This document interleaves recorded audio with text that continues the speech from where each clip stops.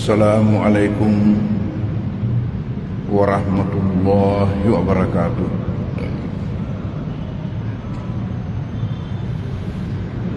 Bismillahirrahmanirrahim. Alhamdulillahi rabbil alamin. Wassalatu wassalamu ala asyrafil anbiya'il mursalin Sayyidina Muhammadin wa ala alihi wa ashabihi wa atba'ihi ajma'in. Alhamdulillah bahwa atas rahmat Allah Subhanahu wa ta'ala, maka pada malam hari mubarak ini pengajian kita ini dapat berlangsung sebagaimana biasa, sesuai dengan jadwalnya, dan kita sama-sama sempat pula untuk menghadirinya.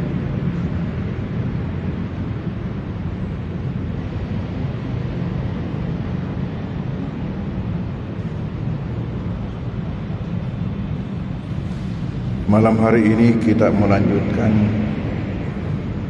bagaimana tertibnya jika sekiranya kita pergi ke masjid. Dari rumah sudah dibicarakan, kemudian masuk di masjid sudah dibicarakan. Kita tiba di masjid di mana kita melakukan salat sunat tahiyatul masjid. Dan ini kita sudah bahas.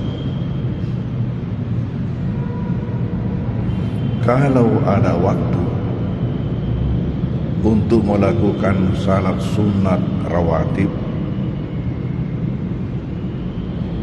maka kita lakukan. Walaupun sebenarnya berdasarkan hadis Rasulullah sallallahu alaihi wasallam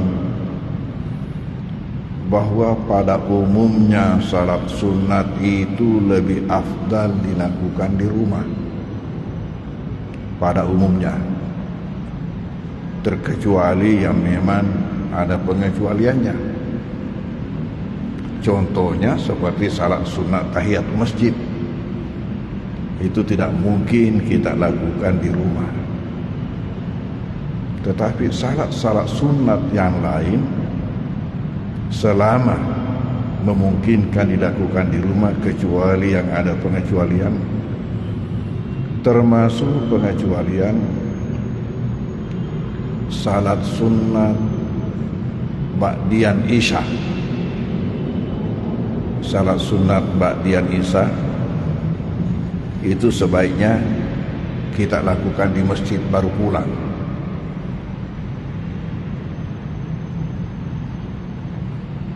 Mengapa? Karena Rasulullah sallallahu alaihi wasallam di dalam salah sebuah hadis beliau mengatakan, afdalu salatil mar'i fi baitihi illal maktubah. Afdalu salatil mar'i fi baitihi. Afdalnya salat seseorang itu adalah di rumahnya. Illal maktubah, kecuali salat fardu.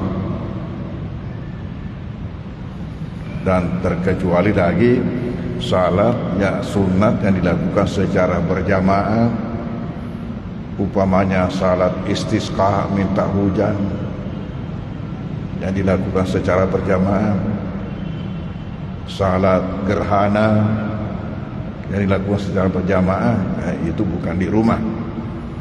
Tetapi salat-salat yang lain, salat-salat sunat yang lain, ini Rasulullah katakan seperti itu. Terkecuali saya katakan salat sunat ba'diyan isya yang 4 rakaat.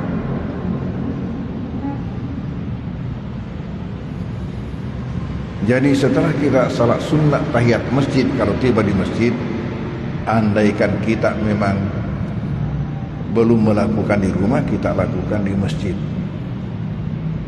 Contohnya, umpamanya nanti kita sudah tiba di masjid, sudah berada di masjid, baru azan. Ya bagaimana kita mau salat sunatnya padahal belum masuk waktu belum azan. Ini nanti setelah azan. Yang jadi lagi masalah, kalau kita sudah di masjid melakukan ini semua, tinggal dulu berzikir-zikir, kemudian ya azan, kita melakukan salat sunat, lalu sesudah itu qamat.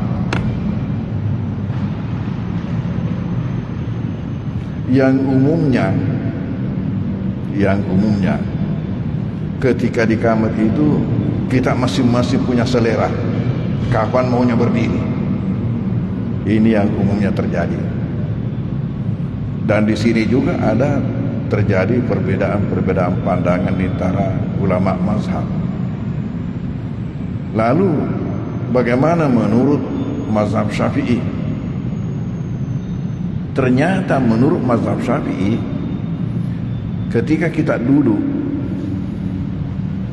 sudah selesai melakukan salat sunat, menunggu qamat, kemudian qamat, kalau menurut mazhab Syafi'i nanti kita berdiri setelah selesai qamat. Jadi kita dalam keadaan duduk menjawab qamat itu, dalam keadaan duduk menjawab qamat itu sampai berdoa. Selesai itu baru berdiri. Ini kalau menurut mazhab Syafi'i. Kalau kita mau ikut, ya begitulah. Kalau tidak mau ikut, tidak apa-apa juga. Coba dengarkan apa yang dikatakan oleh maha guru kita di sini. Al-qiyamu ba'dal iqamah. Berdiri itu setelah qamat. Artinya setelah selesai qamat. Yustahabu lil imam. Disunnatkan bagi imam. Kiki buat imam.